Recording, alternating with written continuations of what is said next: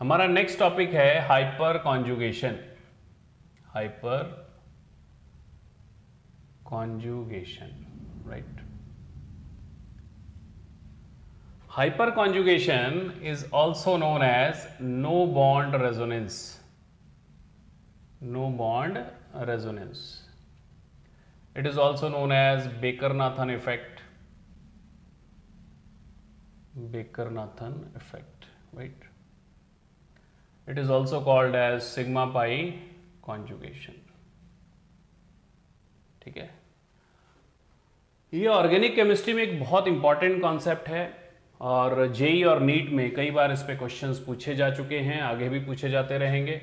तो हमें इस कॉन्सेप्ट को क्या करना है, ध्यान से पढ़ना है। इसके 4 जो डिफरेंट नेम्स हैं वो हमें क्या करने हैं, याद रखने हैं, राइट।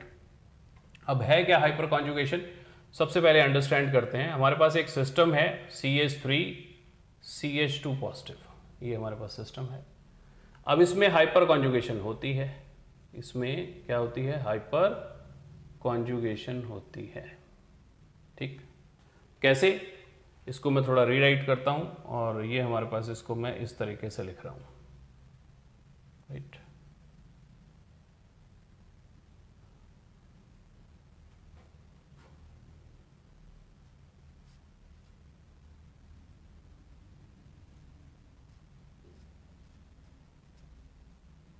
राइट, अब यहां पे आप क्या देख रहे हैं, ये आप देख रहे हैं कि सिग्मा बॉन्ड यानी कि ब्रेक होके वो डीलोकेलाइज हो रहे हैं सिग्मा इलेक्ट्रॉन्स। सो क्या हो गया, डीलोकेलाइजेशन ऑफ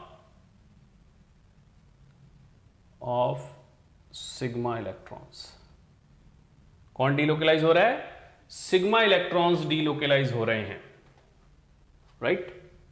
और देखिए यहां पे एक कंडीशन आ गई है, बॉन्डलेस कंडीशन। कैसी कंडीशन आ गई है, बॉन्डलेस कंडीशन, ठीक है ना। ये बॉन्डलेस कंडीशन के कारण ही इसको क्या बोलते हैं हम, नो बॉन्ड रेजोनेंस। और delocalisation of sigma electrons is nothing but it is hyper conjugation. It is hyper conjugation. So delocalisation of sigma electrons is called as hyperconjugation, right.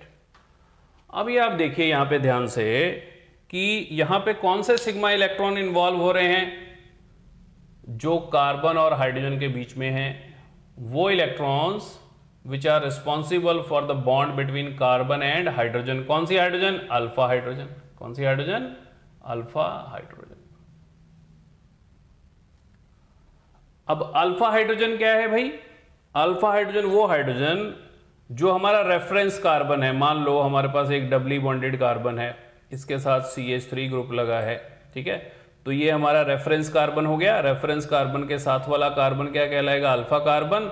उसके साथ जुड़ी जो हाइड्रोजन्स है वो क्या कहलाएंगी, अल्फा हाइड्रोजन्स।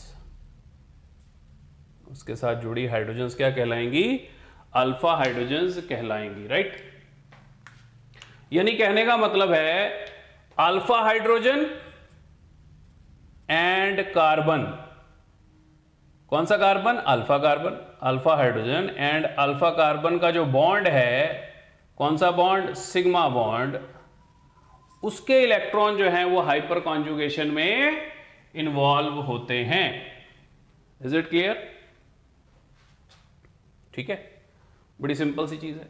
चलिए, यानी कि कहने का मतलब हमारा ये फंडा क्लियर हो गया कि delocalisation of sigma electrons is called as hyperconjugation. एक तरह की रेजोनेंस ही है ये, लेकिन यहां पे हाइपर वर्ड क्यों यूज किया है, जब एक नॉर्मल से कुछ हटके कुछ एक्स्ट्रा चीज हो जाए तो हम क्या बोलते हैं, हाइपर। एक एक्स्ट्रा चीज होगी, एक्स्ट्रा ऑर्डिनरी चीज होगी। जनरली क्या होता है रेजोनेंस में, या तो पाई इलेक्ट्रॉन इन्वॉल्व होते हैं, पाई इलेक्ट्रॉन इन्वॉल्व होते हैं, या फिर पाई एंड लोन पेयर्स इन्वॉल्व हो जाते हैं, या अनबॉन्डेड इलेक्ट्रॉन जैसे ऑड इलेक्ट्रॉन, अनबॉन्डेड इलेक्ट्रॉन्स वो इन्वॉल्व हो जाते हैं। लेकिन सिग्मा इलेक्ट्रॉन्स कभी इन्वॉल्व नहीं होते। यहां पे कौन इन्वॉल्व हो रहा है, सिग्मा इलेक्ट्रॉन। इसीलिए हम इसको क्या बोलते हैं, हाइपर कॉन्जुगेशन। हाइपर, नॉर्मल से कुछ ज्यादा अगर चीज हो जाती है तो तो हम उसको क्या बोलते हैं, हाइपर बोलते हैं। तो यहां पे हाइपर कॉन्जुगेशन हो गई। यानी कहने का मतलब है हाइपर कॉन्जुगेशन के लिए कौन सी कंडीशन है, हाइपर कॉन्जुगेशन के लिए कंडीशन है कि at least 1 alpha hydrogen is needed. क्या चाहिए, कम से कम एक अल्फा हाइड्रोजन चाहिए। क्या चाहिए, कम से कम एक अल्फा हाइड्रोजन चाहिए। अगर मैं ये सिस्टम ले लूं CH3 CH3 and CH2 positive, तो ये हमारा अल्फा कार्बन, ये बीटा कार्बन, ये बीटा कार्बन, ये बीटा कार्बन। अल्फा कार्बन के साथ कार्बन तो लगे हैं लेकिन हाइड्रोजन कोई नहीं लगी, तो यहां पे हाइपर कॉन्जुगेशन नहीं होने वाली इस सिस्टम में। तो पहली कंडीशन क्या होगी, there must be at least 1 alpha hydrogen present for hyperconjugation. Basically क्या है, हाइड्रोजन की जगह हम इलेक्ट्रोपॉजिटिव एलिमेंट भी यूज कर सकते हैं, जिसकी इलेक्ट्रोपॉजिटिविटी कम से कम या तो हाइड्रोजन जितनी हो या हाइड्रोजन से ज्यादा हो। लेकिन अगर हाइड्रोजन से ज्यादा होती है इलेक्ट्रोपॉजिटिविटी तो जनरली क्या होता है, बॉन्ड आयनिक हो जाता है। हमें बॉन्ड कौन सा चाहिए, कोवेलेंट बॉन्ड चाहिए, राइट। ये अपने बात को ध्यान में रखना है, इसको समझ के रखना है, ठीक है। अब कौन से सिस्टम्स हैं, सिस्टम्स फॉर हाइपर कॉन्जुगेशन,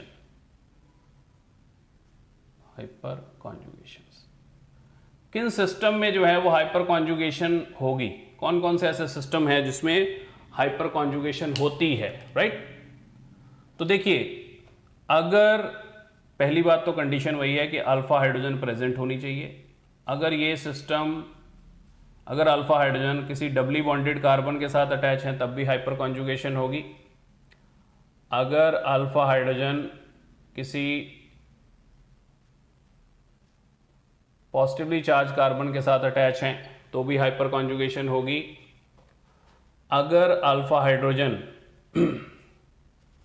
किसी फ्री रेडिकल के साथ अटैच हैं, ठीक है ना, इन कॉन्जुगेशन है, तब भी क्या होगी, हाइपर कॉन्जुगेशन यहां पे होगी। और अगर अल्फा हाइड्रोजन्स किसी ट्रिपली बॉन्डेड कार्बन के साथ कॉन्जुगेशन में है तब भी क्या होगी, हाइपर कॉन्जुगेशन होगी। तो ये कंडीशंस हैं, ये सिस्टम्स हैं जिनमें हाइपर कॉन्जुगेशन होती है, ठीक। अब एक और सिस्टम देखते हैं, यहां पे ध्यान से देखिएगा।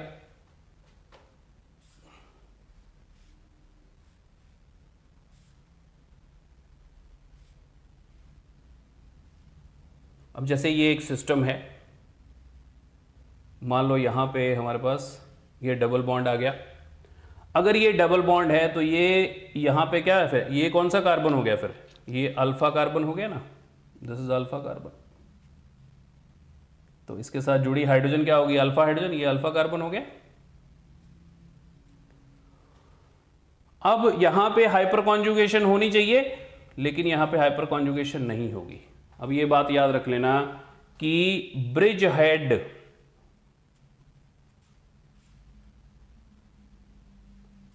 पे पड़ी जो हाइड्रोजन है, ब्रिज हेड पे पड़ी जो हाइड्रोजन है, alpha hydrogen at bridge head will not participate in hyperconjugation. तो ये बात अपने आपने दिमाग में रख लेनी है, ये एक एक्सेप्शन है।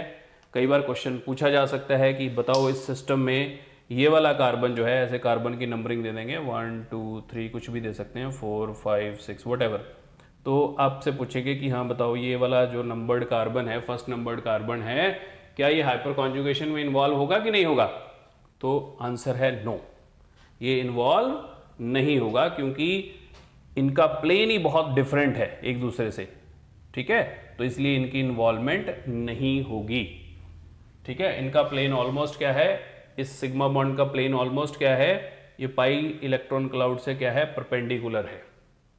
तो in that very case it is very difficult for delocalisation to take place. Clear है? तो हमें सिस्टम पता लग गए कौन कौन से सिस्टम में जो है वो हाइपर कॉन्जुगेशन होगी। These are the systems in which hyperconjugation will takes place. अब उसके बाद है, मैंने बताया कि hyperconjugation is just like resonance, right. अब एक बात और याद रखनी है आपने कि greater the number of alpha hydrogens, comma, greater is the number of hyperconjugative structures,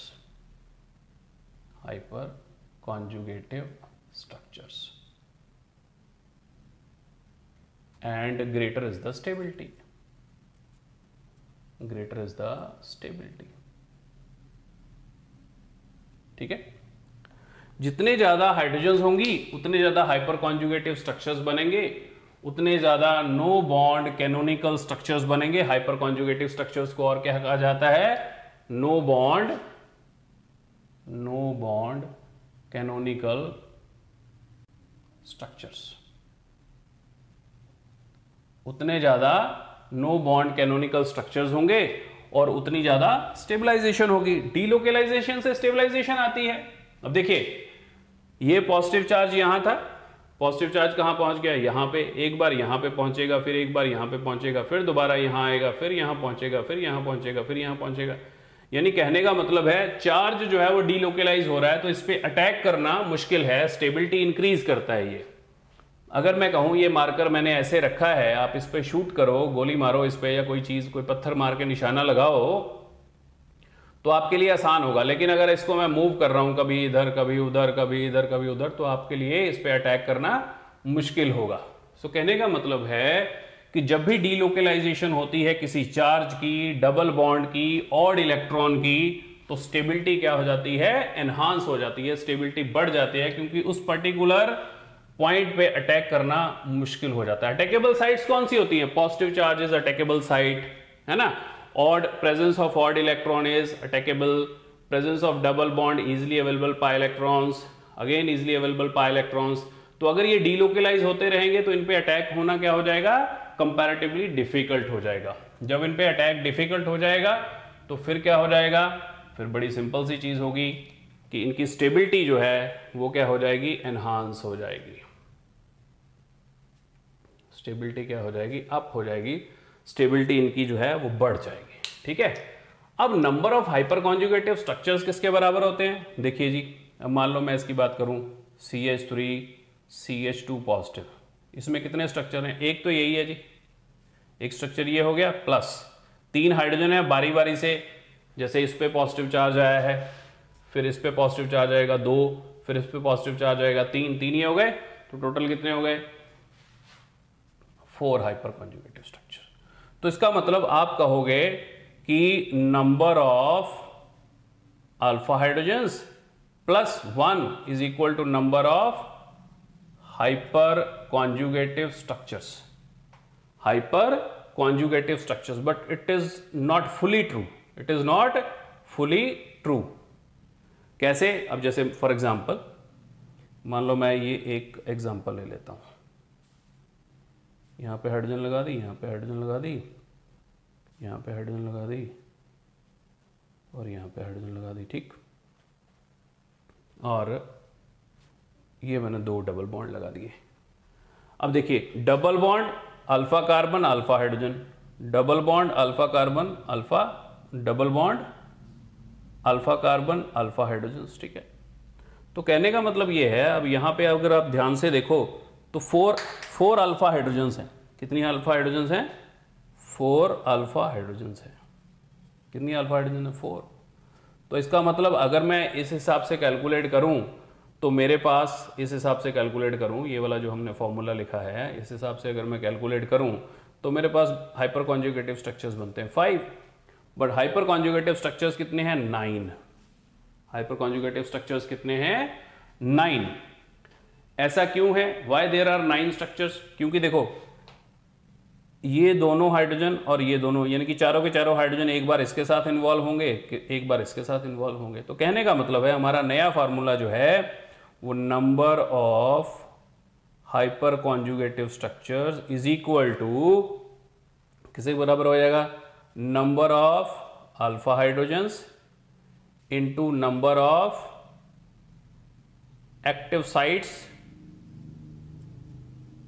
active sites का मतलब double bond, positive charge, odd electron या ट्रिपल बॉन्ड, ठीक है। उससे मल्टीप्लाई कर दो एंड +1, ठीक है। तो हमारे पास क्या आ जाएंगे, तो हमारे पास number of hyper conjugative structures आ जाएंगे। अब इसकी अगर हम बात करें, यहाँ इसकी बात यहाँ पे कर लेते हैं। अगर मैं इसकी यहाँ पे बात करूँ तो मेरे पास देखिए 4 हाइड्रोजन्स हैं, 2 एक्टिव साइट्स हैं यानी कि 2 डबल बॉन्ड हैं, इंटू 2 +1, टोटल कितने हो गए 9। तो हाइपर कॉन्जुगेटिव स्ट्रक्चर्स कितने हो गए 9। तो इस फॉर्मूले से आप क्या कर सकते हो, number of hyper conjugative structures determine कर सकते हो, राइट। तो चलिए आगे चलते हैं। इसको रब करने के बाद अब आगे चलते हैं हम। अब हमने क्या देखा कि हमने ये सीख लिया कि number of hyper conjugative structures कैसे निकालते हैं। हाइपर कॉन्जुगेटिव स्ट्रक्चर्स कैसे निकालते हैं ये हमने देख लिया, ठीक है। अब मैंने बताया कि ये जो हाइपर कॉन्जुगेटिव स्ट्रक्चर्स हैं ये क्या करते हैं, स्टेबिलिटी प्रोवाइड करते हैं। जितने ज़्यादा हाइपर कॉन्जुगेटिव स्ट्रक्चर होंगे उतनी ज़्यादा स्टेबिलिटी होगी। इसकी हमने अभी डिस्कशन करी थी, राइट। चलिए अब देखिए, अगर मैं बात करूं एक सिस्टम की जो हमने ऑलरेडी डिस्कस किया था इसकी, तो इसमें इसके हाइपर कॉन्जुगेटिव स्ट्रक्चर कौन कौन से बनेंगे, हम सारे पहले बनाते हैं। एक में ये हाइड्रोजन इन्वॉल्व होगा, ये H इस तरह से, ये H इस तरह से, और यहाँ पे डबल बॉन्ड और CH2, ठीक है। एक स्ट्रक्चर में क्या होगा, ये H जो है उस पर पॉजिटिव चार्ज आ जाएगा, ये H बॉन्ड वाला हो जाएगा, ये बॉन्डलेस कंडीशन आ गई, और यहाँ पे H as it is double bond CH2, ठीक। और एक जो थर्ड स्ट्रक्चर आ जाएगा वो क्या आ जाएगा, उसमें ये वाला H भी बॉन्ड वाला हुआ, ये भी, और ये वाला H जो है वो क्या आ जाएगा, बॉन्डलेस कंडीशन शो करेगा, ठीक है। तो हमारे पास कितने स्ट्रक्चर हो गए, 4, 1 2 3 और 4 स्ट्रक्चर्स हो गए। अब चारों स्ट्रक्चर्स क्या एग्जिस्ट करते हैं, दे आर नॉट रियल, ठीक है, दे आर नॉट रियल। जो रियल स्ट्रक्चर है वो इनका हाइब्रिड है, जो रियल स्ट्रक्चर है वो इनका हाइब्रिड है। अब हाइब्रिड का क्या मतलब हुआ, सबसे पहले देखो ये हमारा कार्बन है और ये कार्बन है और यहाँ पे CH2 है, ठीक। अभी मैंने सिर्फ ये 2 चीजें लिखी हैं। अब देखिए इसका बॉन्ड गायब, इसका बॉन्ड गायब और इसका बॉन्ड गायब, यानी कि, और ये बार बार होता रहेगा, बार बार होता रहेगा, ये मतलब मिलियंस ऑफ टाइम पर सेकंड ये चीज रिपीट होती रहती है, राइट। तो इसका मतलब क्या है कि यहाँ पे कहीं भी परमानेंट सिंगल बॉन्ड नहीं है, यानी कि कोई भी कार्बन हाइड्रोजन जो बॉन्ड है उसका जो बॉन्ड ऑर्डर है that is not equal to 1, that is rather less than 1, that is not equal to 1, that is rather less than 1। Bond order कितना है, 1 से कम है, ठीक है ना।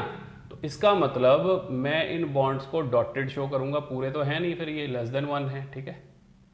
तो इनका बॉन्ड ऑर्डर क्या हो गया, लेस देन 1। अब देखो यहां पे डबल बॉन्ड करेक्टर आ गया, यहां पे सिंगल बॉन्ड था, यहां पे डबल बॉन्ड करेक्टर, यहां पे डबल बॉन्ड, लेकिन डबल बॉन्ड पूरा भी नहीं है क्योंकि यहां पे एक ऐसी कंडीशन है जहां पे सिंगल बॉन्ड है, ठीक है।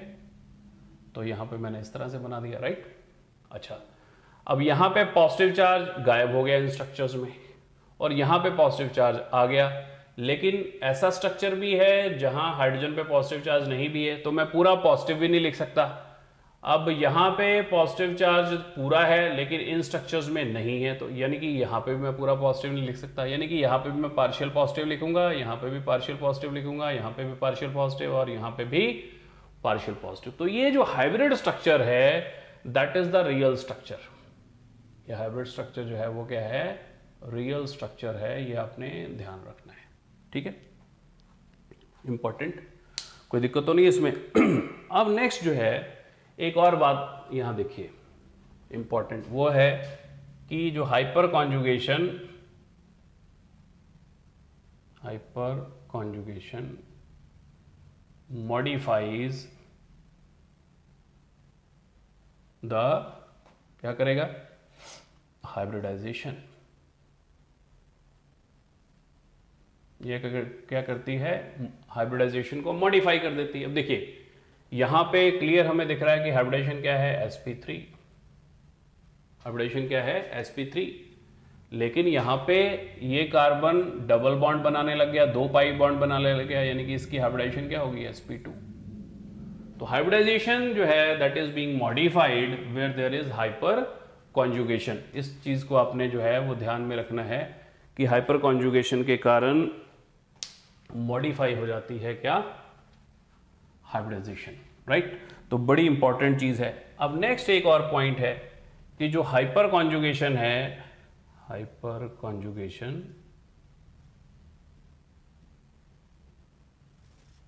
Is distance independent.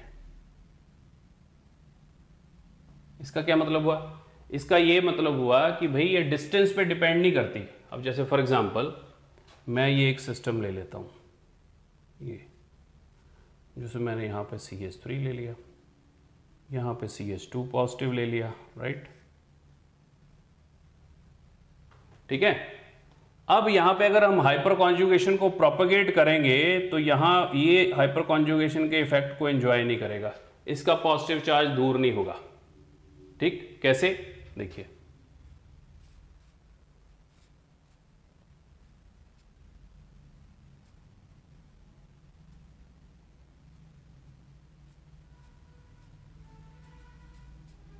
राइट। अब ये हाइपर कॉन्जुगेशन होगी इस सिस्टम में। मैं बार बार स्ट्रक्चर इसलिए बनाता हूं ताकि अगर किसी बच्चे को स्ट्रक्चर रेजोनेटिंग बनाने समझ नहीं लगे तो उसको समझ लग जाए, ठीक है, ओके। अब ये आगे इन्वॉल्व होगा,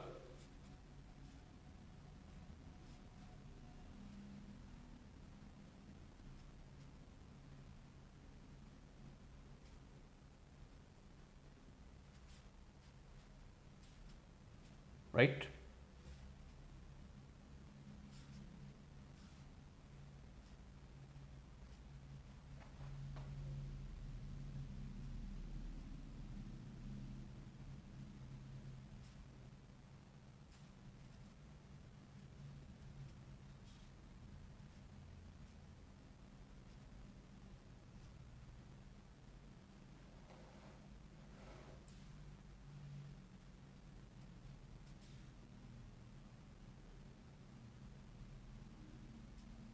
अब आपने देखा यहां पे कहीं भी ये जो ग्रुप है उस पे हाइपर कॉन्जुगेशन का इफेक्ट नहीं पड़ा, ठीक है। इसका मतलब डिस्टेंस डिपेंडेंट नहीं है। लेकिन अगर मैं बात करूं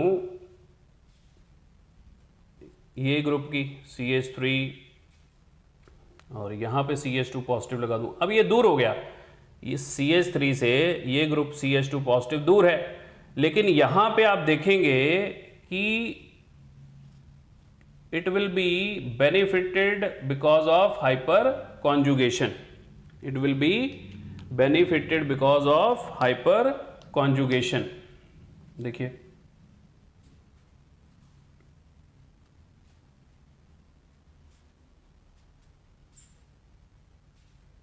ये हाइपर कॉन्जुगेशन स्टार्ट हुई,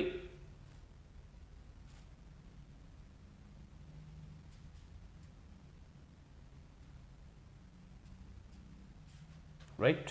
यहाँ पे नेगेटिव चार्ज आ गया और ये बॉन्ड एज इट इज़ हैं, यहाँ पे CH2 पॉजिटिव है, ठीक। अब ये बॉन्ड यहाँ आएगा, ये नेगेटिव चार्ज कहाँ आएगा, यहाँ पे, राइट। ये नेगेटिव चार्ज कहाँ आएगा, यहाँ पे आएगा ये नेगेटिव चार्ज। अब ये नेगेटिव चार्ज जब यहाँ पे आएगा तो देखिए ज़रा,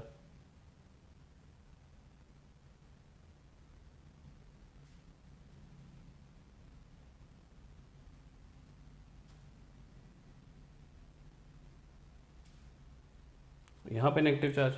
अब जब यहाँ पे नेगेटिव चार्ज आ गया तो ये यहाँ इन्वॉल्व हो जाएगा और अल्टीमेटली व्हाट विल हैपन,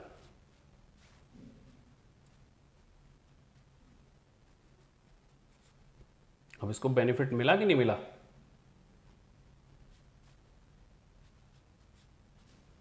ठीक। अब ये फिर आगे फर्दर ब्रेक कर जाएगा।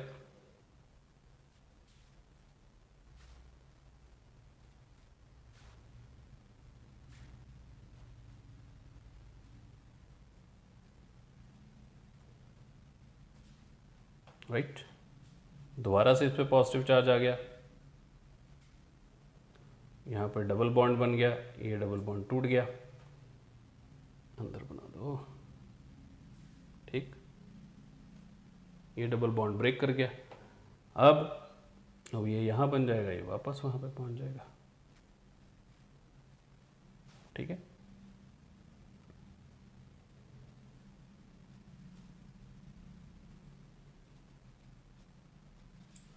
अब आप देखिए, दूर होते हुए भी इसको तो फायदा हो गया, ये एक ऐसी कंडीशन आ गई जहां पे इसका चार्ज डीलोकलाइज हो गया, लेकिन ये नजदीक होते हुए भी इस पर कोई असर नहीं हुआ, यहां पे नेगेटिव चार्ज आया ही नहीं, इस पोजीशन पे, इस पोजीशन पे नेगेटिव चार्ज आया ही नहीं, ठीक है।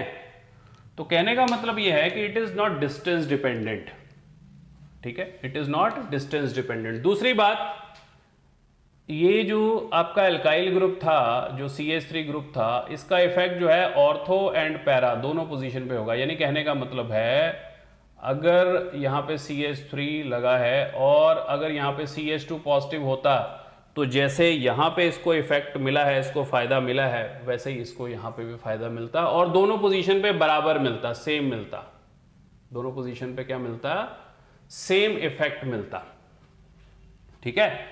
इट इज जस्ट लाइक एक वायर है और उसमें करंट फ्लो कर रहा है, कोई यहां से पकड़ेगा उसको भी सेम अमाउंट ऑफ करंट पड़ेगा, उसको भी सेम झटका लगेगा। तो कहने का मतलब है ये डिस्टेंस डिपेंडेंट नहीं है, it is not distance dependent at all, right. तो ये हमारा हाइपर कॉन्जुगेशन के बारे में कुछ डिस्कशन थी। कल हम पढ़ेंगे एप्लीकेशंस ऑफ हाइपर कॉन्जुगेशन। तो हमारा नेक्स्ट टॉपिक जो है वो क्या है, applications of hyper conjugation. Thank you.